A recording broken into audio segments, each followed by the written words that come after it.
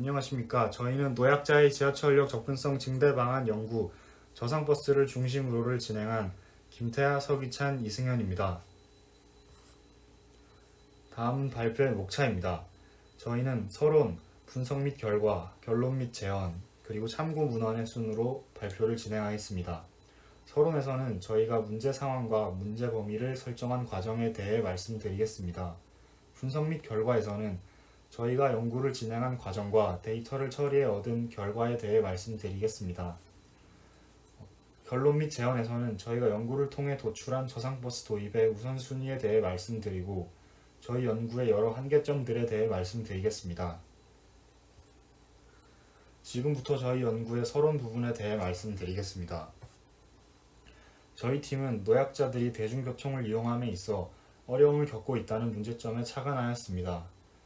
교통약자의 이동편의 증진법이 2020년 4월 24일부로 시행됨에 따라 교통약자는 교통수단을 안전하고 편리하게 이용할 수 있는 권리를 보장받아야 합니다. 이에 따라 현재 서울시에서는 교통약자 이용 편의 증진 계획을 수립하고 교통약자의 이동권 보장을 위해 다양한 정책을 시행 중에 있습니다. 이러한 정책의 일환으로 2022년까지 저상버스 도입률 81%, 2025년까지 저상버스 도입률 100%를 목표로 저상버스를 도입 중에 있습니다. 하지만 실제 도입률을 보면 오른쪽에 보시는 그래프와 같이 목표치보다 실제 도입률이 현저히 떨어지는 것을 볼 수 있습니다. 다음의 그림은 일반 이용객과 교통약자의 버스, 지하철 간 환승 통행을 나타내고 있습니다. 일반 이용객의 경우 교통약자에 비해 비교적 환승을 빨리 하여 총 통행시간이 1시간 20분밖에 걸리지 않았습니다. 하지만 교통약자의 경우 환승을 하는 데에 불편함을 겪어 총 통행시간이 일반 이용객에 비해 28분 많은 총 1시간 48분이 소요되었습니다. 이처럼 교통약자의 경우 대중교통 환승에 있어서 많은 불편을 느끼고 있는 상황입니다. 이외에도 교통약자는 대중교통 이용에 있어서 많은 불편을 겪고 있습니다. 류경신 등 4명의 연구원이 진행한 교통약자의 도시철도 이용 편의성 향상에 관한 기초연구에서는 왼쪽의 표에 나타난 지하철 역사 내 외부에 있는 편의시설을 증대하여 이 문제를 해결하려 하였습니다. 하지만 저희는 교통약자들이 지하철을 이용함에 있어서 지하철역의 편의시설이 제대로 갖춰지지 않아서 생기는 문제도 있겠지만 지하철역으로의 접근성이 불편해 지하철 사용을 꺼려하는 경우도 있다고 생각했습니다. 그래서 지하철역으로의 접근성을 개선해 교통약자의 지하철 이용 불편을 해결해 보려 합니다.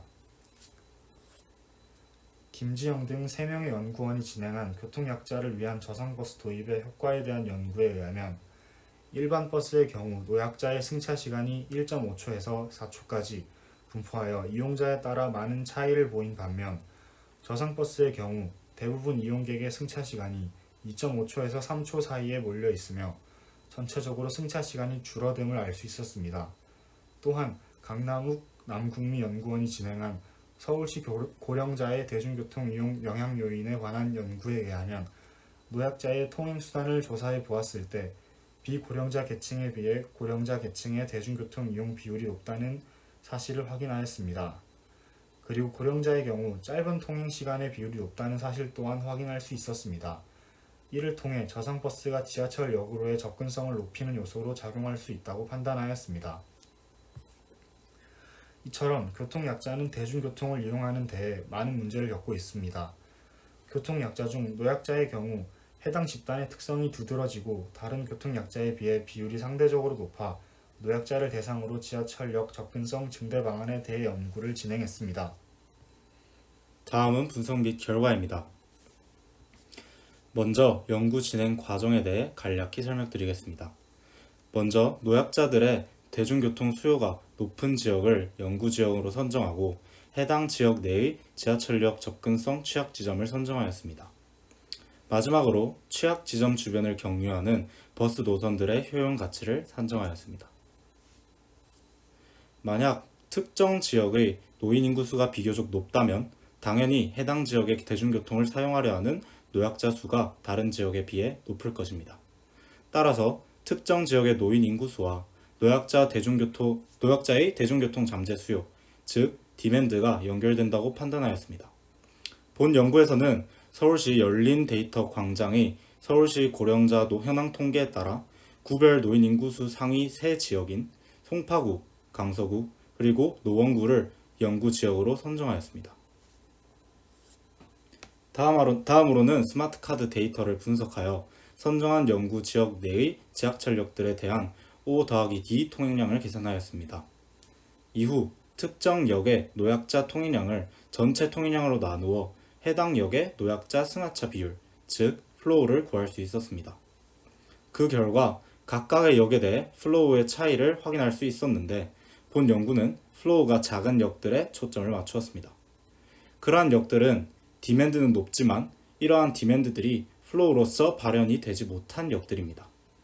따라서 노약자에 대해 하이 디맨드, 로우 플로우가 나타난 역들의 노약자 접근성을 우선적으로 높여야 한다고 판단하였습니다. 따라서 본 연구는 각 연구 지역의 가장 플로우가 낮은 지하철역 주변을 경유하는 버스 노선들의 저상버스 보급을 고려하였습니다. 표에서 노란색으로 표시된 지하철역이 해당 구에서 플로우가 가장 낮게 측정된 역으로서 이후 연구 과정에 사용될 역입니다. 강서구의 경우 마곡나루역이 가장 낮은 플로우를 보였으나 이후 연구 진행에서 주변을 경유하는 버스 노선 중 저상버스가 보급 가능한 노선이 현저히 적어 연구에서 제외하였습니다. 접근성 취약 지점으로 선정된 송파구의 문정역, 강서구의 양천향교역, 노원구의 화량대역에 대하여 R 프로그램과 각 지하철역의 위 경도 데이터를 활용하여 역 주변 정류장을 경유하는 버스 노선을 추출할 수 있었습니다. 추출 결과 오른쪽 표의 버스 노선들을 얻을 수 있었습니다. 다음으로는 추출한 버스 노선 간에 저상버스를 효율적으로 보급하기 위한 방법을 생각해 보았습니다.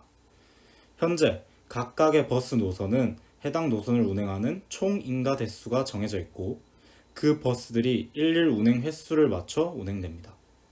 따라서 저상버스의 일일 운행 횟수는 위의 식과 같이 계산할 수 있습니다. 일일 저상버스 운행 횟수가 증가하게 되면 해당 역의 저상버스 경유가 늘어나게 되고 이는 해당 역으로의 노약자 접근성을 증가시킬 것입니다.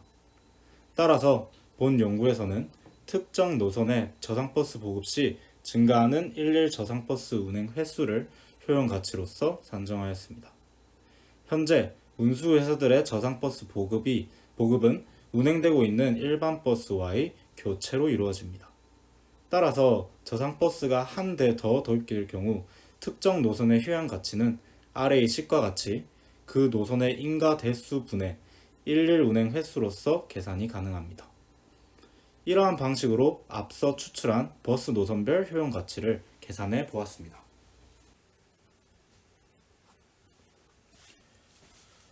결론 및 제언입니다. 앞서 정의한 효용 가치를 통해 우선순위를 산정할 수 있게 되었는데요. 최종적인 결과를 도출하기 전에 두 가지 기준으로 필터링을 하게 됩니다.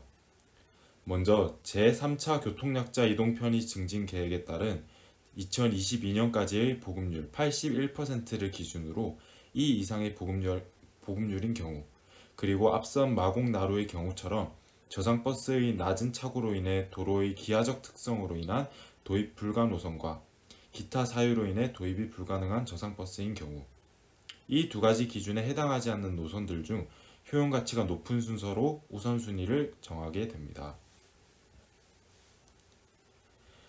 연구를 진행하며 연구 자체에 발견된 한계점과 개선 방안들이 있었습니다.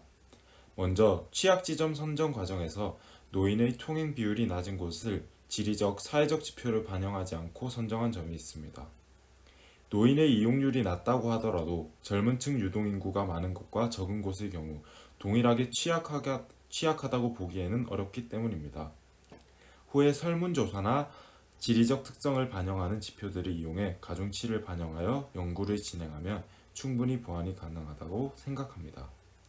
다음으로 효용함수에서는 버스별 일반 이용자의 사용량을 반영하여 버스별로 선호도를 고려하지 못한 점을 짚을 수 있었습니다.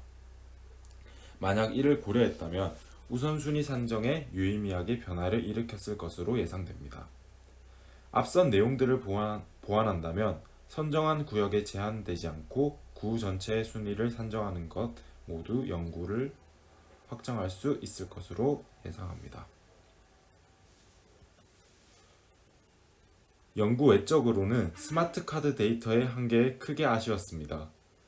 대중교통 환승 서비스가 좋은 우리나라이지만 통행 수단에 따라 사용자 구분이 통일되지는 않았습니다. 이는 일반 사용자 외의 사용자들이 교통 데이터에 큰 손실을 야기하고 있었습니다. 만약 이 문제가 해결된다면 사용자별로 타겟팅한 정책 및 연구들이 진행될 것이며 대중교통 연구의 폭발적인 증가가 이뤄질 것이라 생각합니다. 결국 이용자 맞춤 대중교통 공급으로 삶에서 누릴 편익이 크게 증가할 것이라 기대합니다. 연구의 총평입니다. 기술과 사회의 발전에 따라 공공성 보장을 위한 연구는 필수적입니다.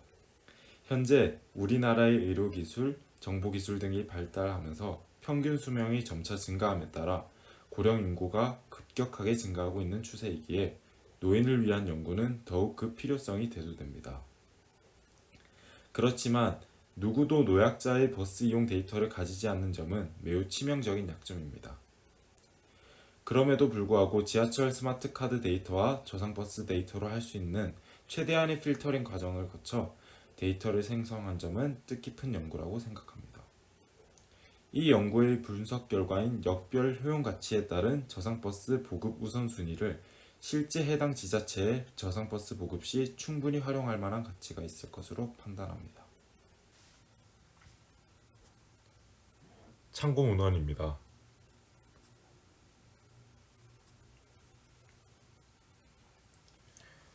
저희 연구 주제가 조금씩 변동하면서 이해하기 쉽지 않았음에도 불구하고 세심한 피드백을 해주신 학우분들과 한 학기 동안 비대면 수업임에도 저희가 기대했던 이상의 수업과 관심을 보여주신 김동규 교수님까지 모두 감사드리며 발표를 마치겠습니다.